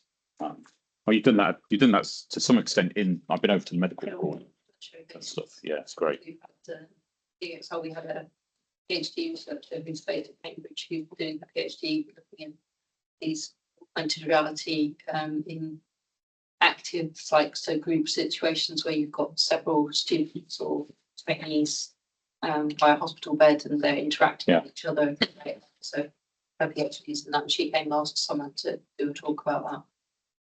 Just reminded me, we're missing the psychology department today. They are doing some really cool stuff. They're doing psychology research into immersive technologies. They're involved in the neurodiversity project if we get the funding. So that whole research aspect as well, we need to make sure we've got covered. Is that the project Michelle's involved in? Yes, yeah. So that's we've got lots of different departments involved in that. We've got our own neurodiversity project. So Yeah, who knows? Owen started this off with somebody from, don't know, psychology in Monash, and asked us if we wanted to join. We might get some funding, you never know. Is that game? Is that Sponge Hammer for it? What? As like a separate company to attach the funding to. Oh, right. I don't know, because it sounds very similar to a project that I know is kind of coming up. On the funding thing, one of the things that we see all the time, it's a bit scary, is funding opportunities just flying by. With some very big money funding opportunities.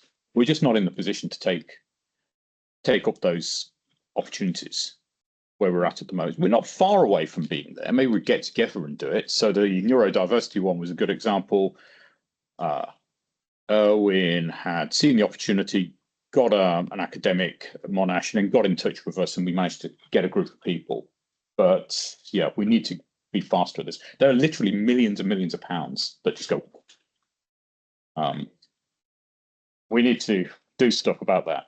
And the key to that is partnering with industry. A lot of these, especially arts and humanities now, it's about partnering with industry, okay, which is still tricky for us. And one of the things I'd like to get on the board is, so I think a lot of what we're talking about, a lot of what we're hearing from Erwin and others is working in a more creative technology industry kind of way, okay, using platforms that they use, but also working in that kind of more flexible and collaborative way.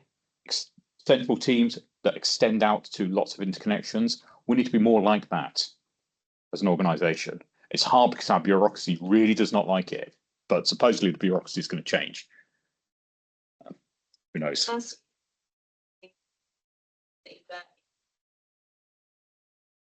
It had to be industry lead. Yeah. Okay. Quite a lot of ones that are like that. Yeah.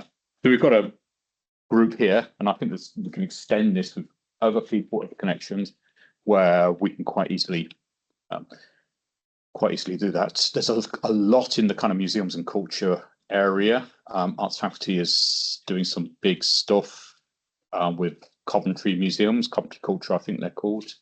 Who knows? Warwick Institute of Engagement are great as well. On the plus side, though, if you do crack it, then the only university you have managed to, because all the others have the same problem. So. Yeah. Yeah. I mean, even Monash, Owen was telling us earlier, there's a lot of stuff that's difficult there. Procurement that's so much more difficult than it is in other industries. I think it's not. I mean, again, speaking from sort of like semi-outside establishments, I'm a research fellow at different universities. They're two different universities, and we're also a great partner for Western Institute for Digital Culture. And the whole theory behind that to start with, when they want to be more open, they want to build links to people outside, they want to do collaborative project with others, etc., including us.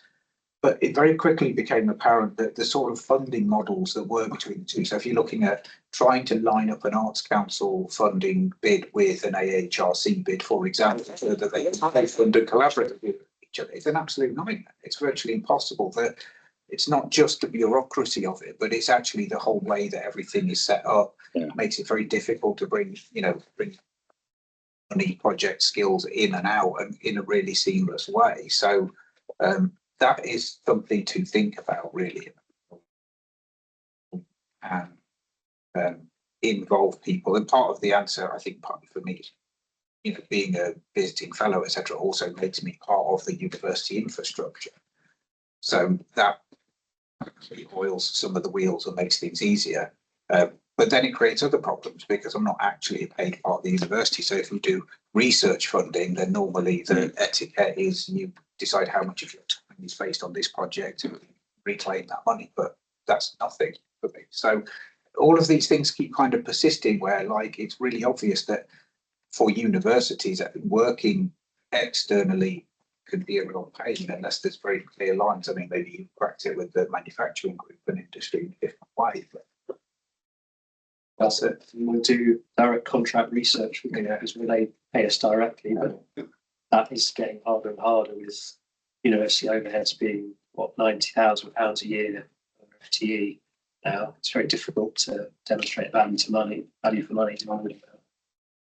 But yeah, we'll do CR&D bids with things like Innovate UK and that sort of funding. And there's a standard mechanism and method that we follow. And yeah, but so you're I think Innovate UK is kind of the middle ground, isn't it? one of the things you mentioned to me quite a long time ago was the research technology platforms approach and the idea of having an RTP to support this. Because we have an RTP supporting Omeka now.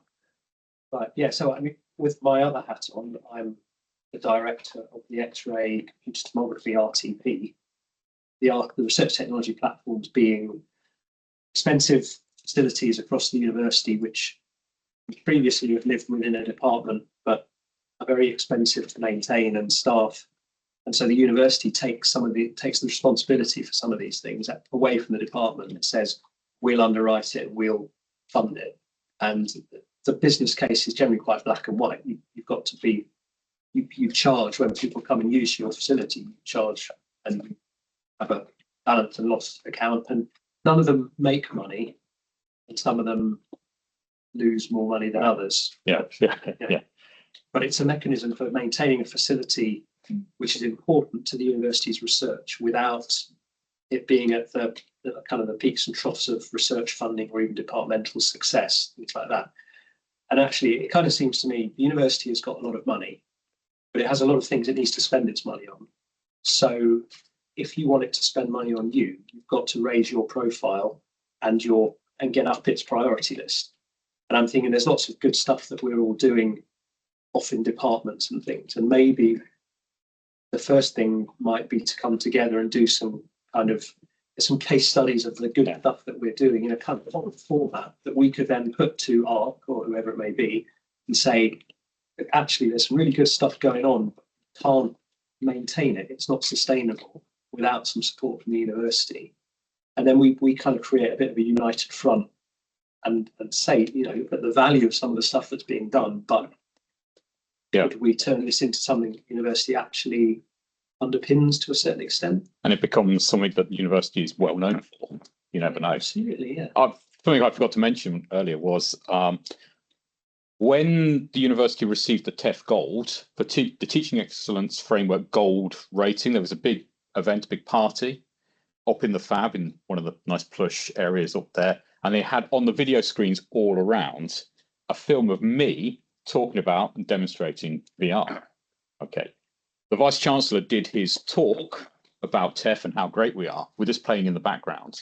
I didn't want to mention to them, I scraped this together. This is not a real thing. Okay. This is just me managing to find bits of money from places and look cool. Honestly, you cannot really show off about this, but that's how it is. So we need to, you're right. We need to change this. Yeah. I mean, being part of an RTP, I have a route into the RTP, so I can get people together and sat around a table to discuss this, as long as we've got kind of like a united front and a business case, basically. It just needs a business case. Yeah. So there's a kind of research aspect. Well, part of the Warwick's problem, though, is that's research. And actually, this covers all of those different bits. So we'd have to find some way in which to negotiate. Well, teaching. Research technology platforms is their service providers. Yeah. So this would be creating something that provided a service to the people in the university that needed it. And yet the model might be slightly different because it might be more of a service to teaching than a service to research. But fundamentally, it's the mechanism would be the same. Yeah, yeah. And then some money could come out of the education budget to pay for that. And it's research and education as well. Well, people who you ask for money from always love it if you get some more money from somewhere else. Yeah. So they're not paying for the whole thing. Yeah. So, so someone, you get some budget from someone and then you say, I've got this, I'm leveraging some more money from someone else. And then they all feel like they've got good value for money. Feel like when you go shopping and something's in the sale, you feel they've done really well, even though you spent a fortune. It's not only more risk, you're working it with somebody else, that someone else thinks is also think this is a good idea and thinks it's worth funding. Teaching platform. It's a teaching, research technology is a teaching technology platform. And I wonder if there's a link there with Create Tech as well. Yeah. That could be the mechanism. Just because they're not typically used for teaching doesn't mean we should say, oh, well, you can't do it then.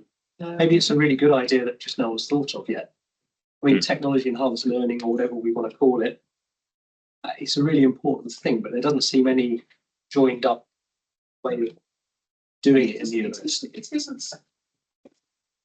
So going back to what Rob was saying, we study as universities, our teachers, research learners, research life cycle starts with undergraduates and goes. So whether you call it a teaching technology platform or a research, it could be for both. Really.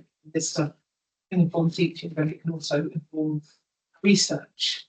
And so I think, maybe the distinction is artificial and you perhaps call it teaching because we're talking about technology enhanced teaching, but it's not solely for teaching. It has that kind of. I think part of the challenge is that the university doesn't recognise educational research as research. So there's a lot of research going on doing education, and we have education based on research of education, but that is not valued by the university as research. Well, it doesn't go into ref, so therefore it boxes. Our new PVC education wants to change that.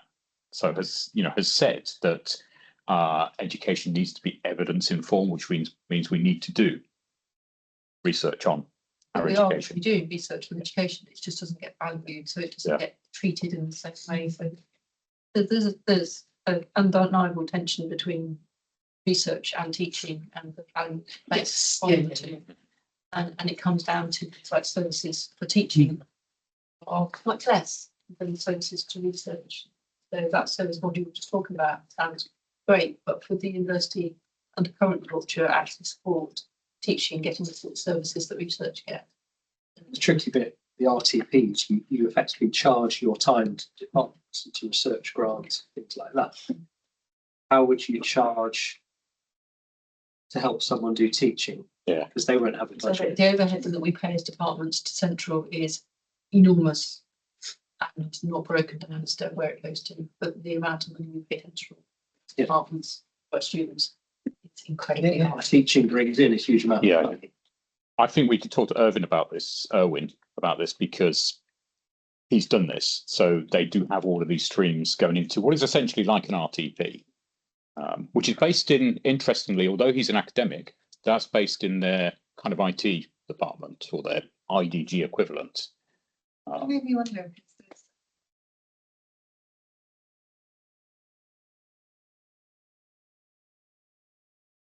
We don't know anything about that. And everybody I've talked to knows nothing. That's like that. That sounds like a buzz phrase. That doesn't sound like anything else. Yeah. This is opening complete Pandora's box as well. But how many of these platforms are within the university do you operate like hybrid business models, similar to what we do with the manufacturing group, where other people could come in and use the facilities and place a business model on that as well? Because one of the things, like talking of words, but virtual production studio seems popping up in universities everywhere, and like nobody seems to be able to use them apart from people at the university, and they're spat out in industry where there aren't that many of them available, apart from in all the universities where they're being taught. So I don't know. I'm just kind of. Every document at the moment. Don't think we are to at the moment, but I don't think. I think that's probably partly looking around because the capacity wouldn't be there. Right. In terms of, but I think in a kind of hypothetical world where we had a beautiful space with lots of beautiful equipment and times of the year when it wasn't being used, I wouldn't see a sort of psychological or a kind of barrier to it being, looking at Joe and those, those explicit needs that we've got. I've been in Manchester recently. Manchester got some investment into their capability. They have really money up said they're going to invest in this, and their new buildings are amazing. They've got a new incubator space, very similar to what you talk about. That is an entire building just for still playing with this technology, have all these different spaces to use. I mean, it was lovely to go, and I've actually going back there next Friday for and do they Immersive Day. to the sort of wider community and what kind of capacity? They're just building it up. Okay, but is the plan that It's nearly there. But also, it would be open beyond the university? It sounds like it. It's right next to their brand new engineering building, which want to kind of dig beneath the surface of a little bit, though, because like one company I would really recommend obviously Target 3D. But they predominantly do motion capture, virtual production stuff. But they talk to him a lot about kind of it's in this difficult situation in some ways because he is a provider to a lot of those immersive spaces in the university that he said himself using them. They go back and service live motion capture volumes that haven't been used since the last time they've been in and serviced it the year before, etc. So like people are building spaces, but like that's not really the issue. There is equipment and stuff out there. So how to get used, and especially when you're talking about technology, it just ages so fast. You need to get value back out of it really quickly. To be able to keep up, otherwise you are just applying for another set of funding. Julie and I went to Leeds last year to look at their Helix, and we asked some of those questions about, so are you actually using this? And like, some of this kit's great, but what was the business case you put together for using this in research or teaching? Fine.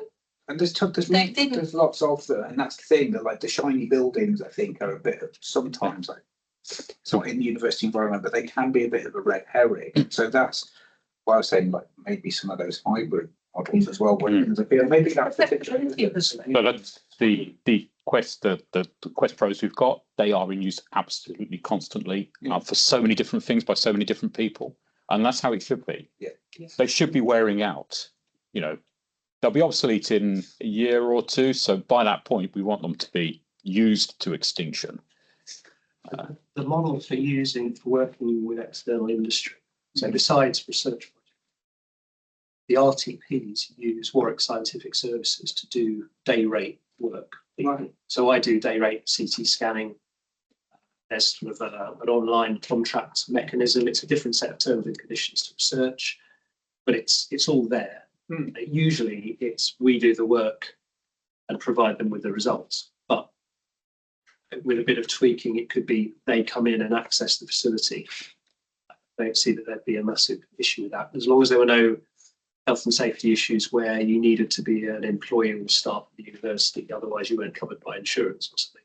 But visualization stuff, I mean, there's risk assessments to be done, but not huge amounts of risk associated with it. I don't think it's not like getting yourself trapped in a CT scanner and turning on or anything. So I'd have thought we could do that, and the university would like to see that there was a business case that actually involved bringing in money, because it's very easy for us to talk about stuff actually wouldn't cost the university a lot of money and not bring and the return would purely be about research benefits.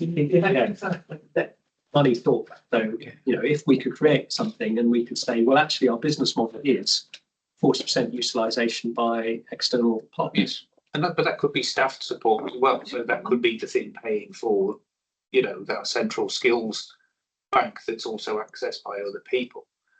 Yeah, like It could be a Pandora's box, But it sounds maybe like if there is already utilisation from internal sources. So, If we actually have a space for this, I think that an event with the games cluster in Abington last week at the Peace Force Centre. And one thing that they were saying is, because they've done this in the street, and they're saying locally, we desperately want motion capture, and nowhere has motion capture locally. And if you had someone who could do motion capture. Icon motion capture system is absolute dogs. In Leamington. Not in Leamington, that's in But Leicester. they They have to be in Leamington. We've got It's the Leicester cluster, yeah. we've got a really Same event. significant Silicon Spa, Leamington Spa, big games cluster in Leamington, and they want somewhere local that they can do motion capture. So if we had something like that in this space and we could do a day rate for it, it sounds like there's significant appetite for that, and they would request it. Well, Coventry Uni then- used to have, we still do. you know, They the have motion capture. the RSC did their recent motion capture project with Southampton University. When they should be here, just down the road, the RSC. What are they doing? Again, like, you know,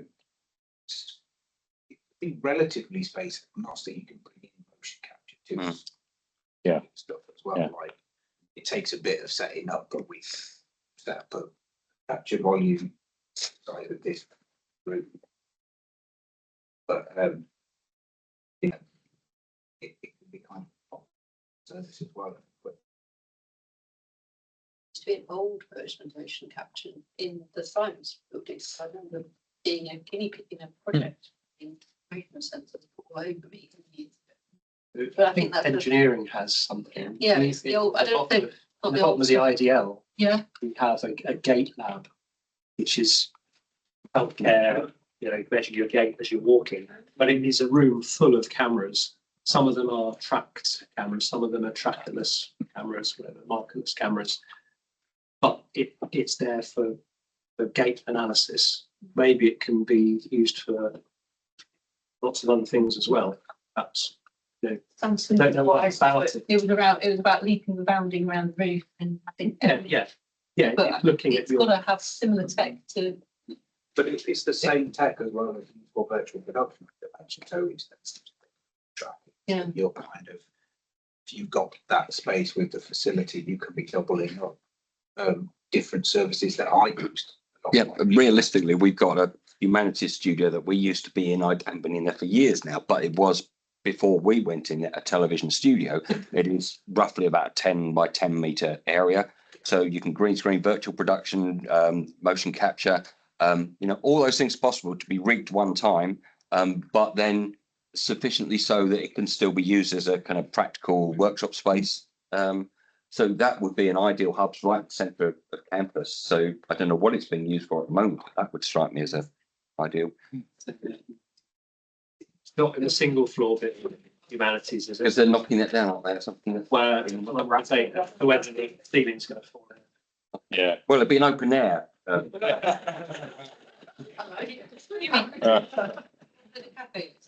building.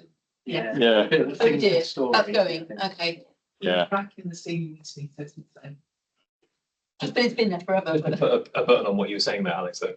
I think when the departments, they're so laser focused on funding one thing for one project, getting equipment for just one specific X-ray device for this and bit thing.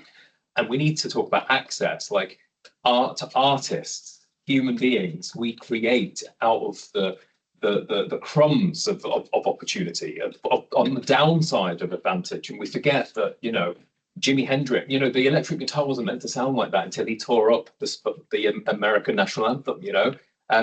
Hip hop was not a thing until the New York blackout of 1977, and artists could steal equipment that they couldn't afford and created something new. There are whole genres. This is the history book. This is what we're in the room for, you know, to just get some equipment to see where it can break, to look on the other side of the embroidery, to look at that mess and to make something out of it. So I think access, always go back to that.